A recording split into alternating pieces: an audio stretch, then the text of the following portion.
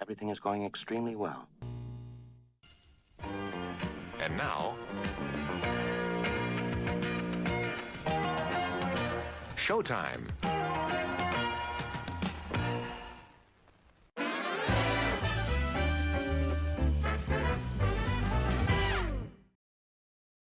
Hey, there we go. Why am I over on the side?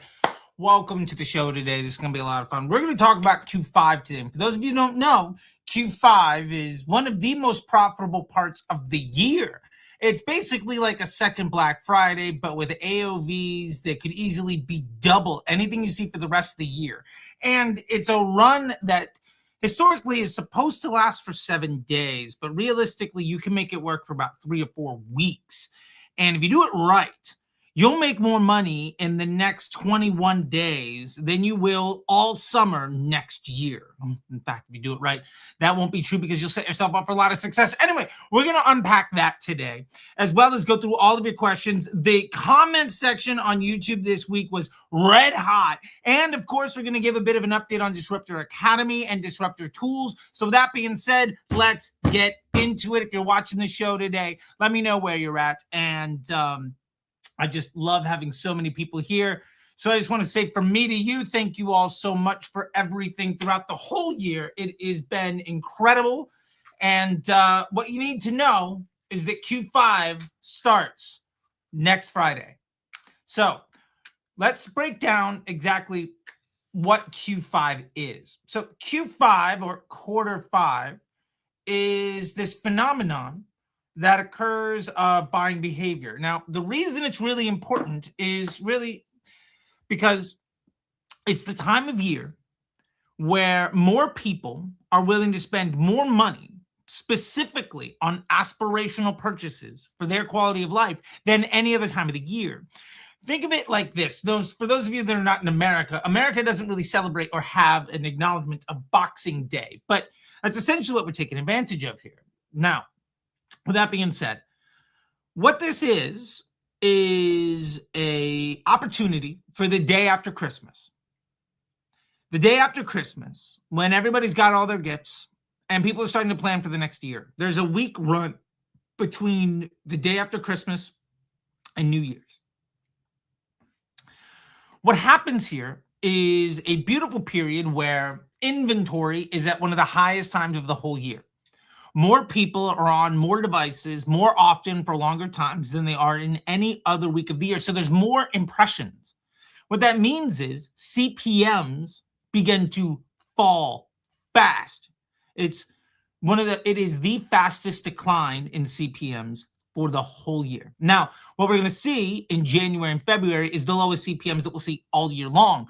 But this is where you get buying intent that is very similar to Black Friday, but at CPMs that could be half as much. Now, that is a tremendous opportunity. More importantly, because Q5 isn't about gifts for other people, and because it's not about trying to take advantage of a Black Friday deal or whatever, people are more willing to spend more money. And because they're buying generally for aspirational purposes, right? It's not the big screen TV that you bought on Black Friday or something like that. It's, I want to live a better life. I'm trying to get things right in the new year, new me, all of that stuff. What that means is you get commitments that people would not normally make at any other time. So let me give you 3 examples of that. First, gym memberships. Over 75% of the revenue that most membership-based gyms get happens in Q5. The 30 days after the day after Christmas, Boxing Day. The 30 days after that is responsible for the vast majority of new customer acquisition. Now, the revenue might happen because of the whole year, but the contracts are signed.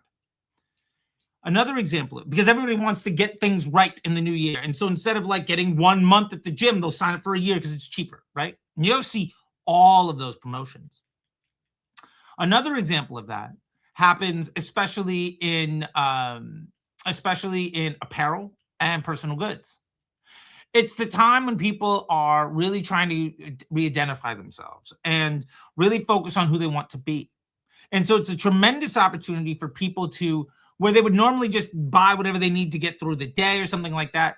They're willing to make an investment in being the person that they want to be. And so that's a huge opportunity. And the third example of this, and we'll get to how to weaponize this in just a moment, but the third example of this has to do with health and with lifestyle. Now, this might be supplement brands. You could say that this is somewhat akin to gyms, but really it's lifestyle more than just health. And this could be for any brand that has built their business on something more than price. Now, all year, I've been telling you about brand development. Build a moat, get an audience, build something so that people can identify themselves as being a part of what you're doing. Q5 is an opportunity to sell somebody on that. Now, the weaponization of this is very, very unique and something that hopefully you've been paying attention and really been maximizing the opportunity for all year. But if not, that's fine. Instead of take my trial offer, you can sell people on a quarterly plan, an annual plan. You can sell people on buy 12 instead of buy 1, right? Like the point is, folks, the barrier to spend, the affinity of the customer to spend more money is much higher. Think of it like this. There are things you've been eyeballing all year. Hanukkah has come, Christmas has come, Black Friday has come, whatever. And now you're sitting for a week knowing that you have to go back to work in 5 days, 10 days, whatever it is, sitting on your devices with family or trying to get away from family. And really, you're sitting in a space where, unlike any other time of the year, you've got more money in your pocket than you usually do at the end of the month. You've got more time on your hands than you usually do at the end of the month. And another beautiful thing happens. Every retailer is slashing prices because they want to get rid of inventory. So you see a ton of discounts and bundles. The point is this. It's essentially the same environment as Black Friday. Massive sales from retailers, but instead of people trying to buy for others and looking for the best deal, they're trying to take care of themselves, looking for the most value. And that means you can sell solutions instead of products. Instead of trying to get somebody to buy your best offer, you can sell somebody on the complete package. Now, this often means that you give them a great bundle.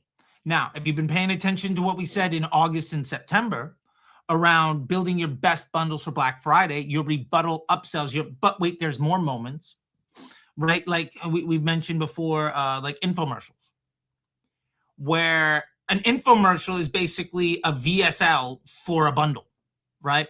It's never just the Ginsu knife. It's the Ginsu knife plus another knife, plus the block that it comes in and the thing that cuts a fish and then the big choppy bit and then the other stuff. Like it's all of these things, right? In Q5, that's when somebody's trying to make big purchases for the life, big purchases for the life that they want to have. And that's a great opportunity for you to make it very easy for them to make one purchase with you to solve all of those problems. Now, we talked about bundle stuff last year.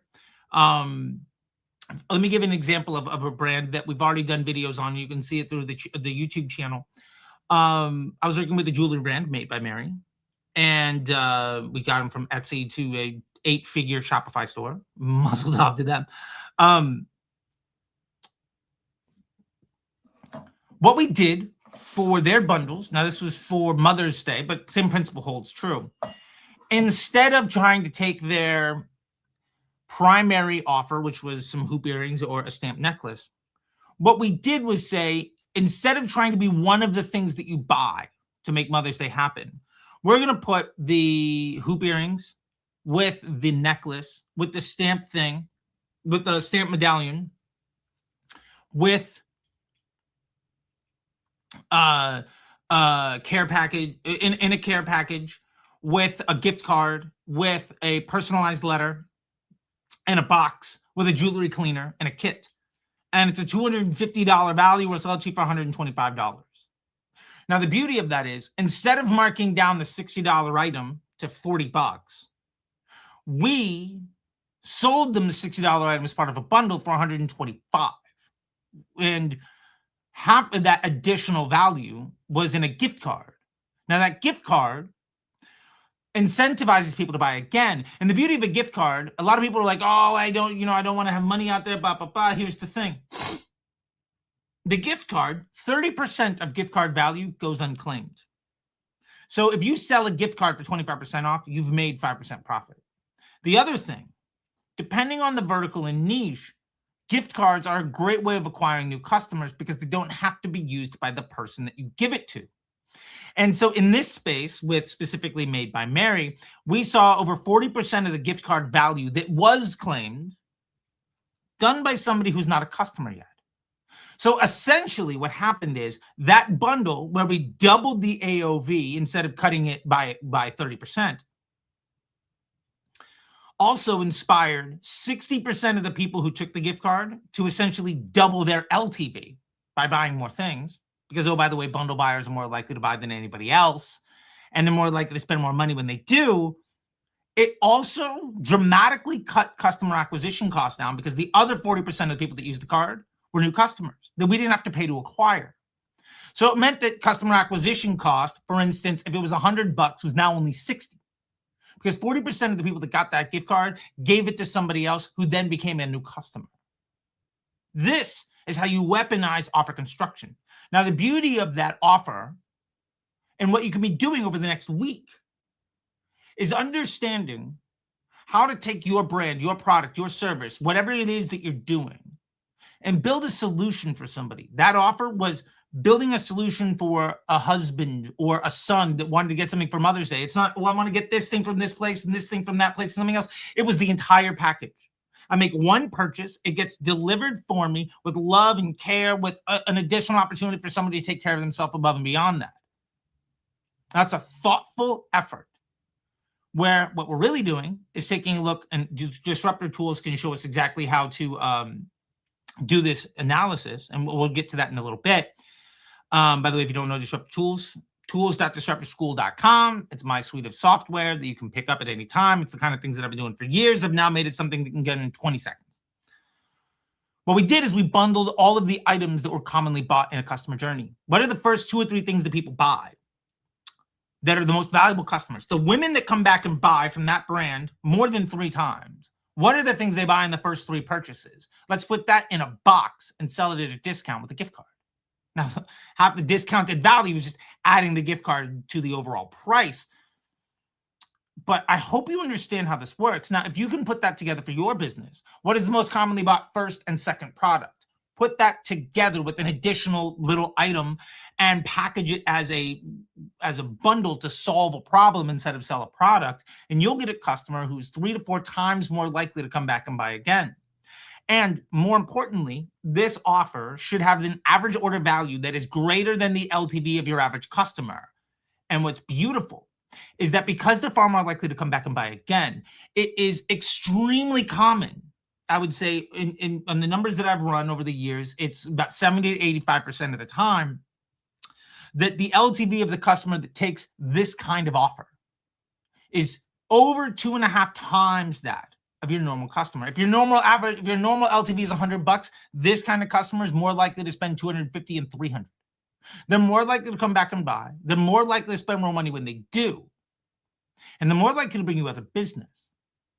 This is how you grow a brand, by buying cash flow, buying customer journeys. Q5 is the single greatest opportunity you have for the entire year at getting people where the average order values are going to be astronomical, which is what you absolutely need to do, because in Q1, you're going to have huge barriers to high price points. Q1 is all about selling whatever you can that's most likely to get somebody to buy a second time. Because when summer comes and CPAs go up, and when February comes and all the cost caps break and Facebook people panic again, it's been 6 years, and every single year that people run e-com on cost caps after, it always breaks at the same time. It's clockwork.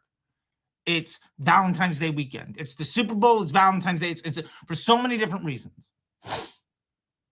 But the thing is, people have already made all their big purchases. So what you need to do after Q5 is focus everything you possibly can on selling the product that is most likely to get your customers to come back and buy again. That way, when CAC rises throughout the summer, you don't lose cash flow. You instead go back to selling higher ticket items, more premium products, and letting your existing customers come back so your return revenue as a percentage of your overall business grows. And this is what, again, Disruptor tools can lay out entirely for you. It's literally like you click a button and then it's done. But this is what you need to be focused on. If you do not focus on this, you might be successful, but the volume of your success is going to be dramatically less. And because you're not focused on cashing in right now on buying the highest quality customers and then flipping to get the people who are most likely to give you cash flow when it gets tough, you're going to be struggling on inventory and cash flow and volume of revenue in the business. And you're going to be competing with everybody else as CPMs go up, as buying intent goes down, and struggling where everybody else is struggling. Because instead of playing the game where you know all the rules, we know exactly what's going to happen every single month for the rest of the year. And by the way, I have a calendar for all this. It's in Disruptor Academy. I can show you guys that in a minute. If you're not planning for it, you're just reacting to what's happening. You are a kayak adrift at sea with no oar, instead of a cruise ship just barreling through wherever the wind takes you. You know exactly where you're going to go. If you want to be in control, this is the best time to start. All right. That being said, let's get to some of your questions. And I'm going to just pull up the chat over here. Hello, Satisfied Cleaning Truth. Well, thank you so much. Hello, Andromeda is a problem or not? I don't think it's a problem. I think the machine being smarter at doing the thing that it's supposed to do is fantastic. If Andromeda has made your results worse, it's probably because you've been taught by people that don't respect the relationship with the platform how to disrespect the platform as a business standard operating procedure. And, you know, maybe you're running 5 different offers or you're launching 20 different ads a week. You're doing everything possible to make it more difficult for the platform to be successful. And over the last week, we did 3 reaction videos of people who very much push that exact strategy and then debunked every single one of them. And we'll get to some of the comments on all of that because they have been pouring in from Sam and from Chase and from Konstantinos, who took an aggressive stance in the comment section, which, okay. Let's see. Hey, Charlie, how can I get help with manual upload CSV for Disruptor tool? I think I've got the comms mapped out with my WooCommerce, but it's only uploading 2 rows. I tagged Jess already. Kenny, thank you so much. And instead of that, Kenny, what I would love is, can you do a loom of your process and then email info@Disruptor School, and in the first bar, just say, this is for Daniel. Daniel's the guy that helps me with this tools. We will, if you're even willing to upload, give us your data. What we'll try to do is take your loom, reformat it, understand what's wrong, and upload it for you, and then give you back like a how-to so that you can do this for yourself. All right. Like, I want you to be successful. So that's the best path you can do. Okay. Daniel's the guy that's going to help me get this stuff done. Daniel's working overtime right now for me because of other things. We are also building out an amazing tool that'll tell you, just if you are unfortunately somebody who's been taken advantage of by folks to tell you to launch hundreds of ads and all this other nonsense. We're building a tool in Disruptor Tools. The very next one is literally going to be upload your ad account. We'll tell you what ads to turn off so that you just make more money, so you don't have to launch another ad for the next week, next month, just like, we're going to make it so easy. So please do that, Kenny. Please explain the 1 campaign method. How do you introduce and test creatives? Okay, 1 campaign method, very simply. I do have a video coming out on this soon. Here is the 1 campaign method. I wrote this sticky note 4 years ago, maybe, and it has helped me get 5 brands to an 8-figure exit by following this. Okay, this is the gold. It's 1 campaign per business objective. It's not 1 campaign per ad account. It's funny how many people that sell services but don't build brands talk about how bad the 1 campaign is. In fact, all 3 videos they did a review on talk shit about the 1 campaign. And when they describe it, they don't actually do it correctly. And funny enough, both Sam and Chase say it doesn't work and then display the rest of the ad account and explain why they undermined it to a place where it couldn't be successful. And it's just like, well, you said it doesn't work, and then you described what you did to break it. It's just like, okay. So anyway, here it is. You have one ad set that has your best ads in it. You have one or two other ad sets, if you can afford to get more than one ad set out of learning, that have a 3-2-2 ad specifically designed to outperform the worst ad in your winner's ad set. That's it. You build an all-star team of 5 or 6 ads. You find which player on the team is struggling the most, and you specifically do creative testing to replace that player. If you can spend more, you don't launch a new test. And the purpose of that is to create an environment where you're comfortable increasing the budget. And when you are, you do it. And you see at what point do things start to break. Now, I'm going to have a much longer video to break it down more than that, but that's essentially the simplest way of running an ad account that almost guarantees performance improvement, dramatically reduces workload, dramatically increases profitability, and cuts your cost and time on your cost of creative development, your development cost, and the opportunity cost of undermining your entire funnel and wasting a ton of time like day trading the ad account so that you can do the things that actually matter, like building the offer to take advantage of Q5. Let's see. Can you explain, do you put an expiry date on Shopify gift cards? I do usually. It's totally up to you how you do things. Some folks do 30 days. Some folks do a year. I think it's very typical. Understand your average customer. If it's me, I'm going to understand my average cash flow cycle, double it, call it a day. How do you advertise gift cards? If you look at Under Outfit, we went from 50K a month to $1 million a week. And one of the things we did is we literally had gift cards for sale on the website. A $200 gift card was available for $150. You can go buy that right now. Please.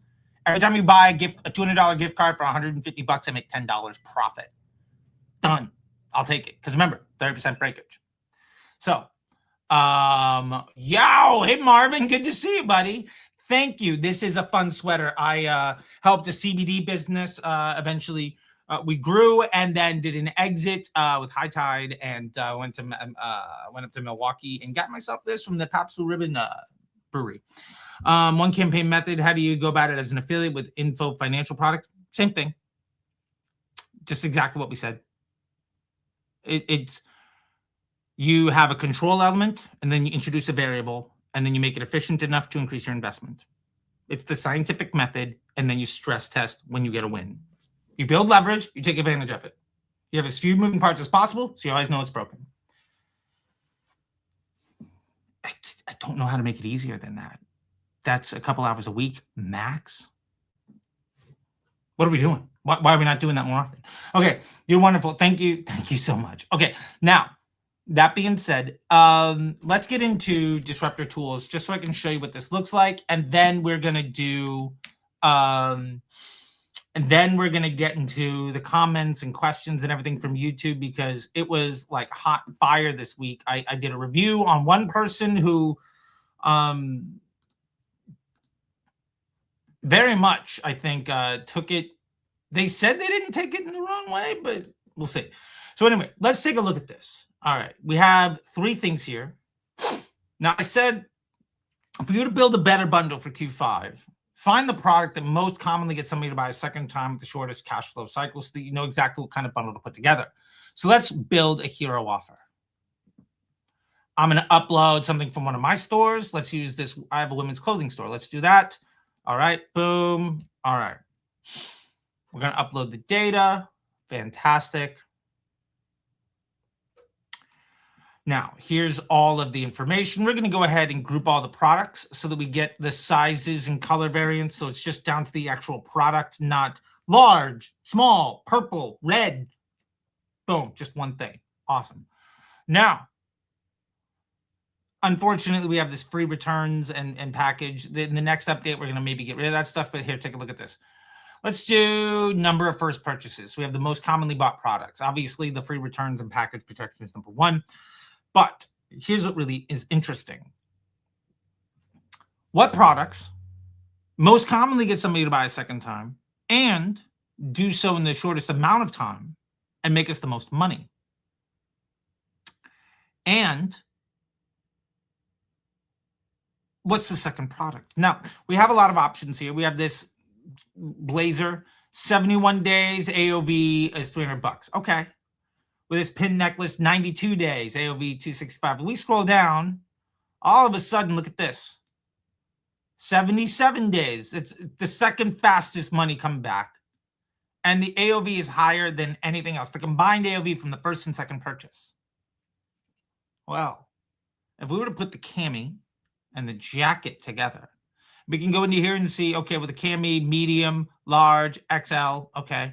If we go to the jacket, medium, XL, large, wow, that looks really similar, right? It's the same kind of customer. If we were to go into this, if we were to try to package that with that and potentially throw in a gift card, and we can make this a $400 combined AOV. Maybe we give it a $75 gift card and sell this thing for $325. Throw in this package and return stuff, right? We can sell that to a woman who wants to look great and feel good about what she's doing. Perhaps we even throw in this necklace or some like other little item. Like that'll sell. This tasseled floral pin, right? Really short time. This so this pin, really short time to second purchase, right? 32 days. Combined AOV is 106. That's not a lot, but let me get rid of this. But if we were to take, let me just blow this up and go this way. All right. Just so we can make sure we're maximizing our real estate over here. Okay. If we look at this Velvet Dreams cami, 77 days to the second purchase, highest AOV of something that's under like 90 days, right? 317, under 3 months. I love it. Okay. Second fastest money back, around the $300 mark. Love it. We put this with this, which also happens to be another item that gets a lot of people to come back. So 2 super popular products. And then one other item, if we would go down here, this tasseled floral pin, fastest where somebody comes back. Now the AOV is a lot less, but when people get this, they love the brand, they come back. When people get this, they love the brand when they come back. When people get this, they love the brand, they come back. If we put those 3 things together with a little gift card, we could sell something for $400 or $500. We're solving a problem, right? This is an outfit. It's cami, it's a jacket, and it's a pin. Now we're helping a woman feel a certain way instead of having to put together something. We're saying these are the 3 most common products. When somebody buys three common products that all get somebody to come back quicker than average, more commonly than average, and spend more money than average, that woman who buys it is way more likely to be a higher LTV customer. I hope you're starting to get this. Now, if we go back to this, we can also take a look at the customer journey insights. And this shows how fast people go when they buy one item, how quickly they come back to buy another one. And more importantly, if we look at, again, the month-over-month review here, we can see how many are new customers versus returning. Now, we can see during the summer months when things get tough, this brand was really leaning into return customers in the spring. And then to the summer, because the cash flow was a certain way, leaned into more new customers. So you can see the breakdown. More importantly, you can also see it month by month here. What we're trying to do in this business now is get this returning customer over 40%, over 35, 40%. Because in those months, we're doing 100,000 plus in revenue, right? 34%, 100K, 45, 100K, right? So we're going to try to get this brand over 100,000 a month in revenue to make it $1 million business. Fantastic, right? So that means this number needs to be in the 35 to 40s. So let's sell the items that have a higher AOV that are more likely to get people to come back so that this number continues to climb. Now, if we go back to the actual products themselves that do this, we can sort by number of second purchases. And look what we see here. Velvet Dreams Kernel. Now, second purchase here doesn't restrict only on first purchase. The hero offer, it means that that is the first product that somebody buys. And this is when your first purchase is this, your second purchase is that. But this is the first purchase of the customer journey, but it might not be the first thing that you buy, right? So it might be that you buy the velvet and then you get the kernel, which was the most popular item when somebody bought the velvet, right? And then after that, 71 days, 62 days later, 47% of people come back and buy a third item or another item. So like we can begin to build out customer journeys. Now that other pin is, much lower down the list. Here it is, tasseled floral pin. Okay. But again, we're okay with that. These are all above 30%, 30, 53, 47. If we just sell the products that are more likely people to come back and buy again and again, we're going to have way more people coming back to buy again and again. And if you bundle all of those for your Q5 efforts, you're going to make a ton of money. Now, the last thing here is the PSM analyzer. This is just a fun little thing. And I won't get into it here because we have so many other questions, but just so you can see it. Basically, this is your profitable scaling margin analyzer. You can put in your COGS, you can put in your lifetime value and your ad spend. So let's just say here, let's take any one of these items. Where's the kernel blazer, right? That's the first thing I think alphabetically. All right, kernel jacket, cool. Let's say, for instance, it costs us $75 to sell this thing and $30 in COGS. I'm just making it easy math for the purpose of this conversation.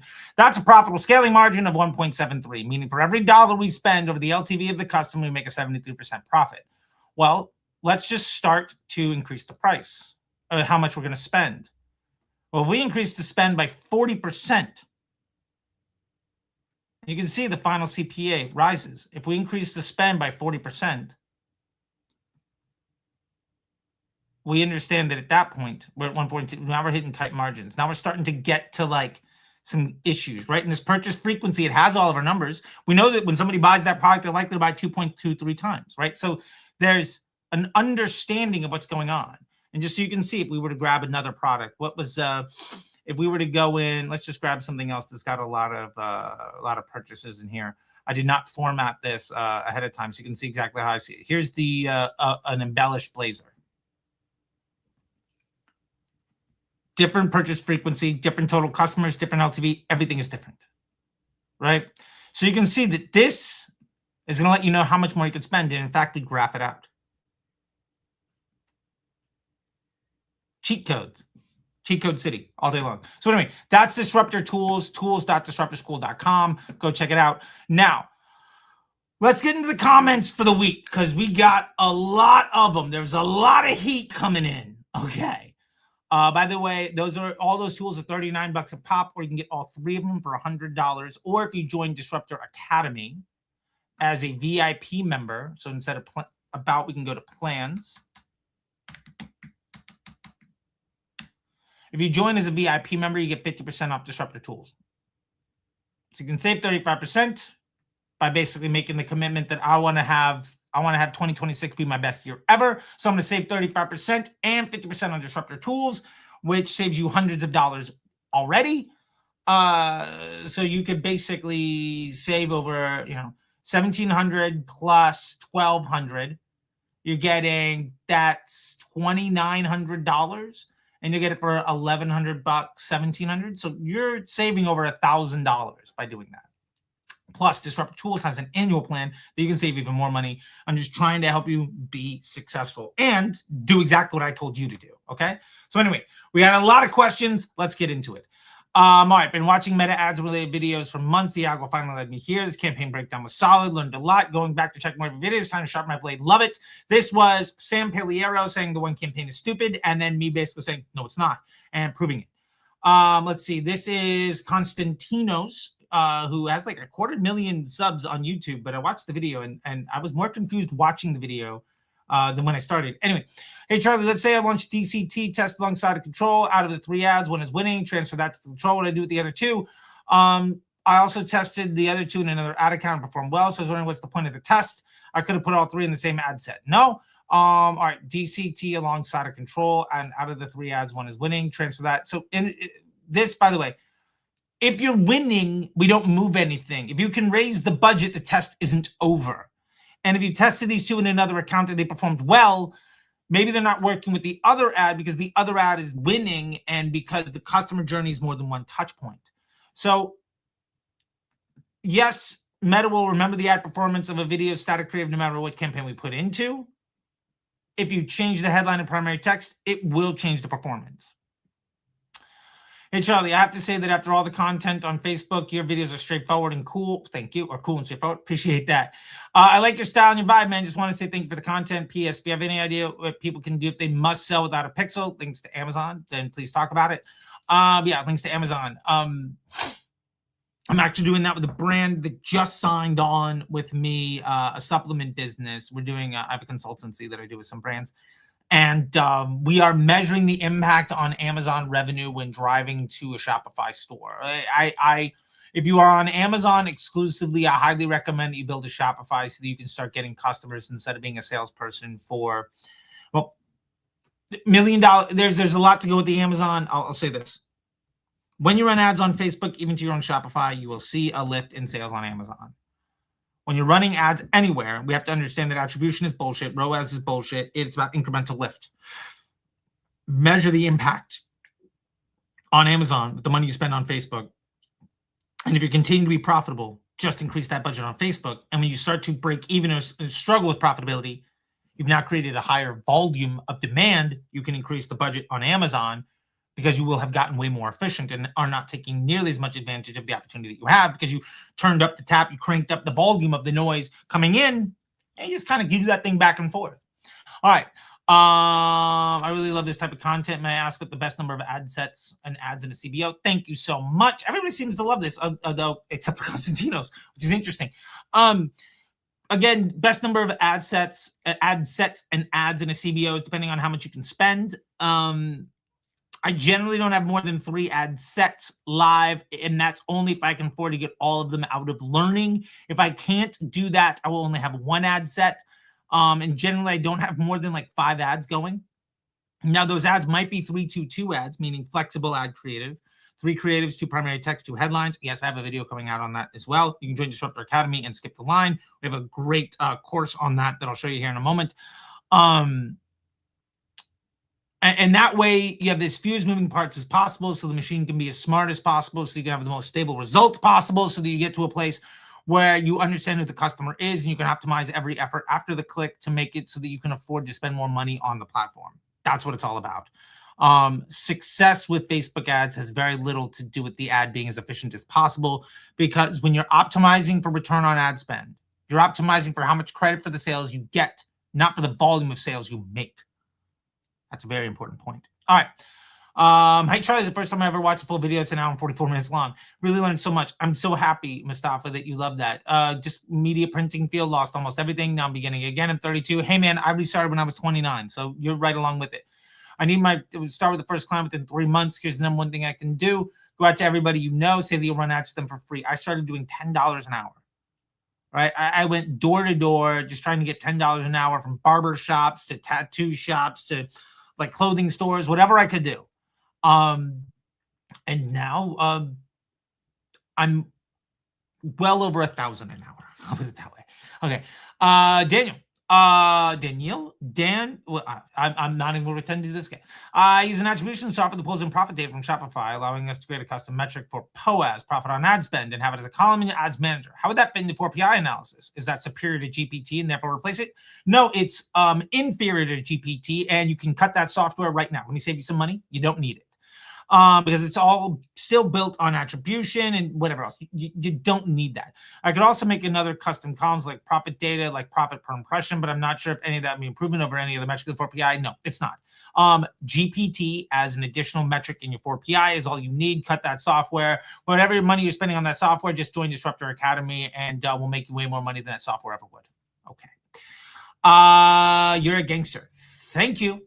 Also appreciate the DM on Instagram. Thank you so much. The problem with the one guaranteed PPC. Okay, so somebody that's coming from a Google space.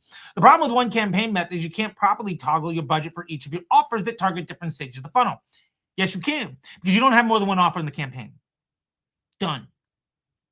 And for different stages of the sales funnel. You don't want to toggle and control this delivery between all of them. You only want to have the machine make that choice. And something that Chase got wrong, that Sam got wrong, and Konstantinos got wrong, is that in this case, you only want to limit your spend on remarketing to max 10% of your ad spend. Okay, if an ad is getting 25% of your budget and hitting that audience, turn it off. You don't have to run every ad. You're not a victim. There are no victims in this classroom. If an ad doesn't do what you want to do, turn it off. Done. If performance is good enough for you to increase the budget, do it. Done. And when you increase the budget, fully expect the distribution of that spend between those ads and how the 4PI analysis operates to change. Now, if you want to know more about the 4PI stuff, again, check out Disruptor Academy, like right down there. You can join for free. If you get into the courses, you'll understand a lot more of this stuff. Wolf of Ball Street official, thank you so much. Can we all just admit it's a scam? That's me just taking shots at ROAS. Okay, ABO is a complete waste of time, money, and good data. In context of CBO one campaign method, though, I'm using a one campaign method, 4PI, flexible ads, and GPT. Across my clients, it's made a lot of results a lot better. Though I have a question. I want to improve the results of some of my brands, but the new creatives that I'm adding are not getting spend. So how to test creatives now? On-chair marketing solutions. I really recommend that you check out. I've been mentioning this over and over again, so we're just going to get to this real quick. In Disruptor Academy, we have a course, Creative Testing on Meta After Andromeda, that quite literally breaks down what happened with the change of Andromeda, how to understand your best customer to get the best impact. We walk through Disruptor tools so you can use it. You understand the scientific method. We can test for low budget accounts or for high budget accounts. We break down the 4PI. We break down each type of creative that you can run, how they work, where they fit in the funnel, how to do the market research, how to do internal analysis, how to build customer profiles, how to build copy that converts, how to build ads with AI, and you even watch me build a complete campaign from scratch using my own money to promote my own businesses. Because people say, oh, yeah, Charley doesn't do that. Yes, I do. 100% of the time, all the time. I've done it for years. Anyway, this is available only to people who join the Academy. It's only available for premium members. And again, that's $147. That $147 investment will pay for itself in a week. When it does that, just jump up to the annual and you will have ROI'd in like a month. And then the rest of the year is free. Just go for it. Okay, anyway, let's keep going. For context, I test new creatives in the same winter ad set. Drama is working. So this is complex. The TLDR of all of this is that you need to have good structure in what's going on and understand if ads aren't getting spent. It's a signal. And if you have changing business objectives, then there are different things that you can do to change the distribution logic. And we need to unpack all of that. And if you are in the Academy, just go ahead and ask the question and I'll get to you. I answer every single question in the Academy. Nobody has a question or a comment on, no DM question or comment goes unchecked by me personally over a 24-hour period. Yes, my friend Jess is helping me out in the school, but I am doing everything else myself as well. In addition to what she's doing, I see everything that happens. A TLDR, most of the times, the answer is not ads. Absolutely, big boy. But hey, look, Constantino sells services for ads, so he's not going to agree with that. Charley, I've been using the trying to run the 322, but I can never see which specific ad brought the sale. Great question. I wanted to ask myself, here's the thing. You will never know. You've never been able to see that with dynamic creative, and it doesn't matter. If your results are good enough to scale the business, you just scale the business. If the results are not good enough to scale the business, you find which of the 322s are hurting you according to the 4PI analysis and you replace them. When you find unicorns, which you can find by going to the inbox section of your business manager and seeing just where are all the comments going, you will find that some variation of one of your 322s is like 90% of your comments. Awesome. Grab the post ID of that thing, put that into your control winning ad set, and now you're starting to build a control environment to test against. Anyway, I'm running through this stuff really quick because I just realized we have 14 minutes and we got so many things. I keep repeating the same things in a lot of these videos. It depends. If you have a difference, okay, so Jay Brown here, and this is a whole conversation. You have a difference in somebody looking as a business manager spending their own money versus somebody who's an agency owner. Got it. This is not taking either from each other. Absolutely, because the business owner can be a media buyer. Got it. Even if you put in a room of 100 media buyers, you're going to have a bunch of people run campaigns differently. Absolutely. Now, let all these people be successful. I'm not saying the most successful. Run them campaigns they want to see that are profitable, cool, have a good ROAS. Remember, ROAS has nothing to do with profit. So Anytime somebody tries to make a point by saying that you're going to get a good ROAS, you can understand that that person doesn't understand how digital marketing works and has a bit of a gap between unit economics and business performance and taking credit for other people's work. ROAS is built on how much credit for your work can I take. Profit is how much money is in the bank. I don't give a shit about credit. I give a shit about money. So I don't give a damn about ROAS. Anyway, and seem to be working well. What do you end up with? A mess of different degrees and opinions. Totally got it. Totally get this. Love this. So basically what he's saying is everybody has their own way of being successful and everybody can do it that way. Totally get it. My opinion is that why don't we focus on how to be the most sustainable way that is scalable and operational and that allows you to get as much of your time and effort spent where it has more impact. If you have to day trade your ad account, that means you can't spend time running a business. But if your entire business is running ad accounts, you're going to build the most complex thing. If you hang out in a barbershop long enough, you're going to get a haircut. That's why people like Constantinos here, who took shots in the comment section, is building a system that is complicated. Because they're a plumber with a wrench trying to find things to put the wrench on, right? Like it's a hammer. It's somebody with a hammer looking for nails, right? We can argue about the most efficient method or what's best suited for how Meta operates. It's always going to differ. Absolutely. I do agree you should try both and see what works best for you. Sure. But eventually you're either going to be day trading the ad account or you're going to get down to a very simple business with a very simple ad account, or you have a massive operation that doesn't need Facebook ads to be run successful and you have a couple media buyers and a very complex ad account. But again, all you need to do is a couple things well in the business to grow it. And if that means that your media buying skills are subpar, but everything else in the business is successful, then you don't need to be good at ads. That's fine. But if you do get good at ads, you'll make more money on less work. Charles, this is how a person runs ad accounts. Talks. Constantino seems to be under the impression that I don't run ads. There's a difference between theory and practice. Simply because he doesn't adapt, he'll get fired. Okay, fair enough. And again, I agree that everybody has different struggles. There's a whole conversation in this. There's not a lot of questions. There's Constantinos just kind of talking shit, and then a bunch of people. I don't know. This kind of goes off the rails here. I will say this. I totally agree that there's more than one way to be successful. The way that I teach is what gets you the most stable result on the least amount of work, so that you can spend the majority of your time doing the things that actually matter.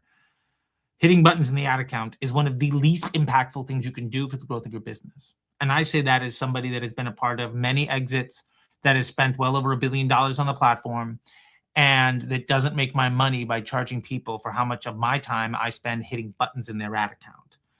I think the scorecard of success is the bank account. So let's do the best we can to win there. All right.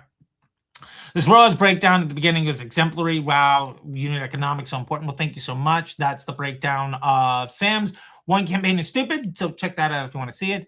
Nice editing. Thank you. Yeah, I literally just shot a loom to comment on Chase's Beat Andromeda video. And I love the unedited feels real. Yeah, it's literally just me with a loom.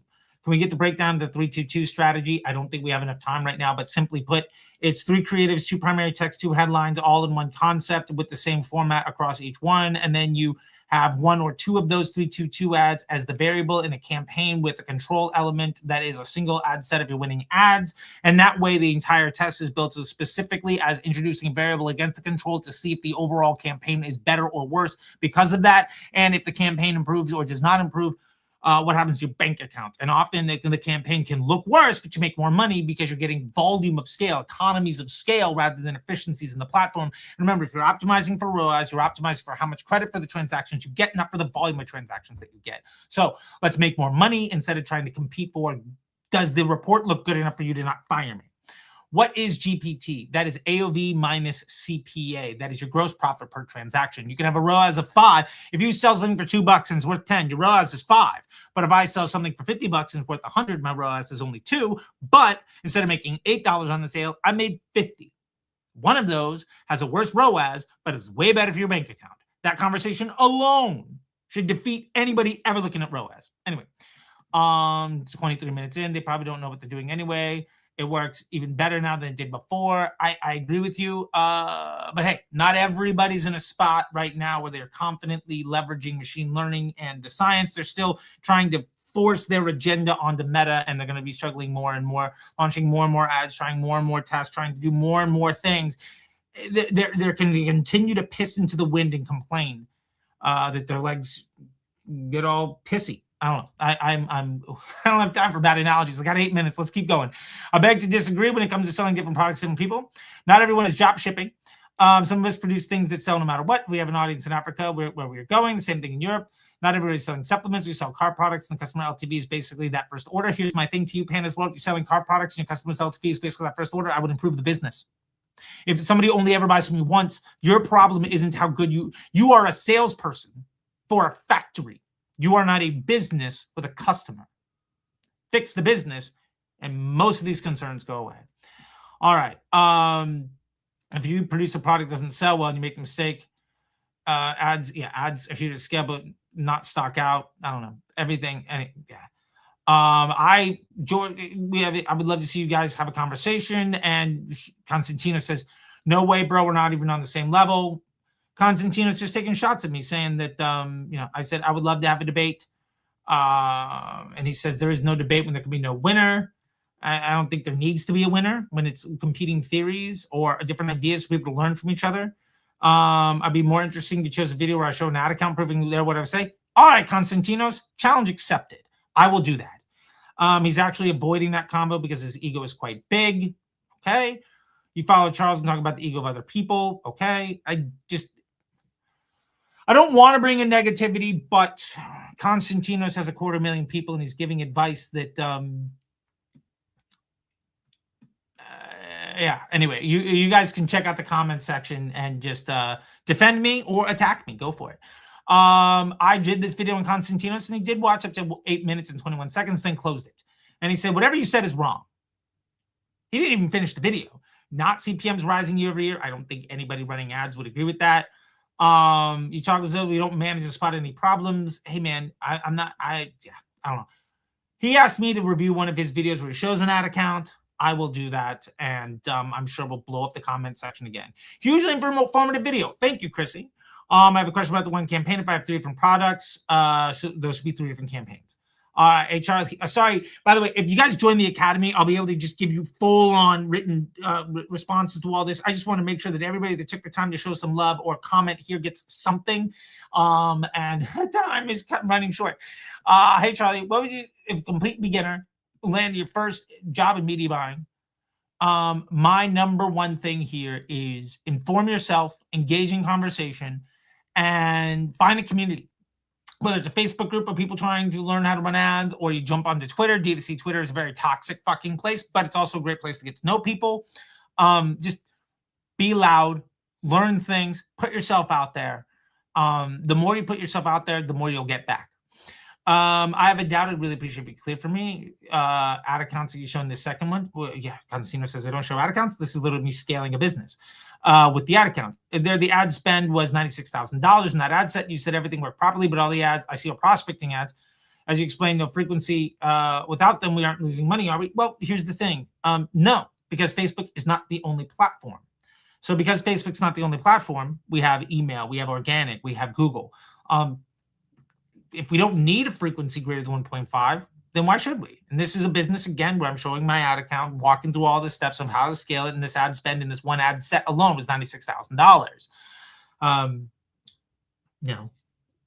Constantino says I don't do it.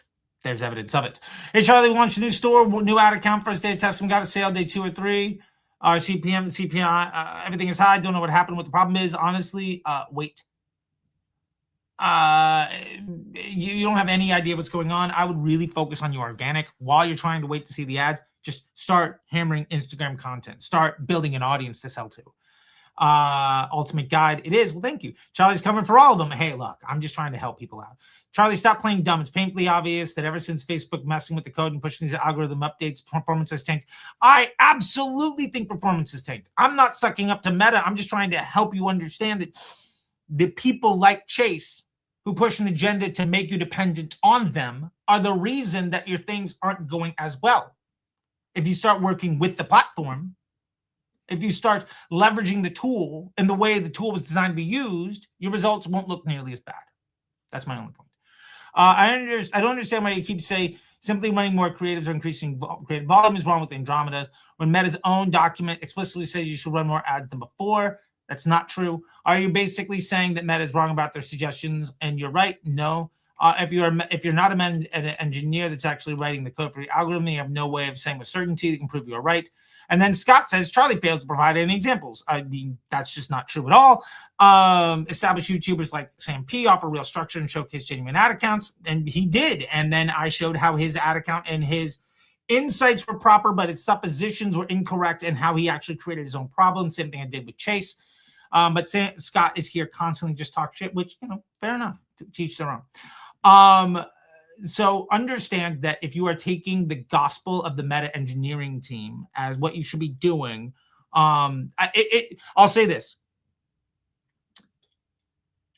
This is the first time I've ever seen the folks who complain about Facebook breaking constantly, taking what Facebook said and running it like it's the absolute gospel and truth. Instead of for years saying Facebook's out to get you, blah, blah, blah, Facebook's dumb, I never listen to my rep. Well, now the rep is agreeing with me, so they're right about everything. It's opportunistic thinking, and the engineering team is not a marketing department. What the engineer has built the tool to use versus how it's used in the real world aren't always the same thing. I'll leave it at that. You talk too much without concrete information. Okay. Watch more than one video. One campaign setups usually fail because they mix signals and confuse the algorithm. Not true. Clean structure plus proper conversion tracking is what really lets Andromeda learn and scale. Great explanation. Thank you so much. I really appreciate this. I don't think they fail because they mix signals and confuse the algorithm. I think they fail because people set them up incorrectly.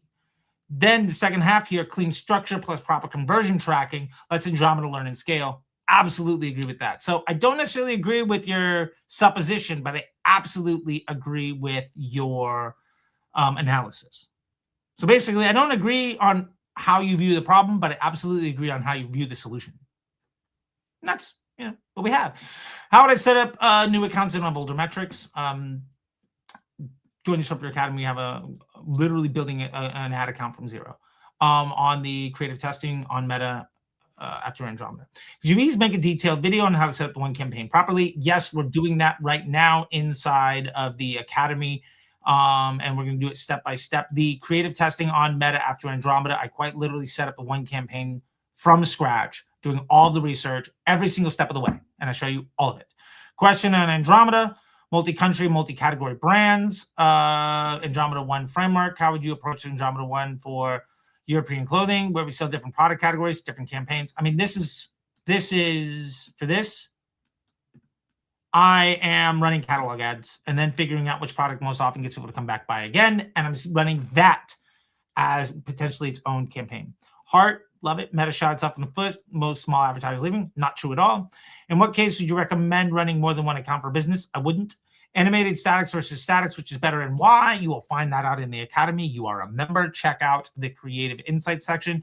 Should they all be based in sales? Should I use different performance objectives? There are different reasons to not all. There are reasons why not all of your campaigns should have sales. We don't have the time to unpack that correctly right now. How to increase your budget correctly? Already got back to that one 7 days ago. Okay, this is okay. We're here then. We're good. I think we caught up. Okay, anyway, we are done. I gotta go. Everybody, love you all so much. Smash your Q5. Sorry, there's so many questions on the side here that I couldn't even get to. I wish I could. Please just join the Academy and I'll get back to your answers. Again, Disruptor Academy right here. The plans. Just jump in. I will see you all next time. Thank you so much. I gotta go. Love you all. Set up your Q5. Print some cash. I'll see you in the Academy. All right.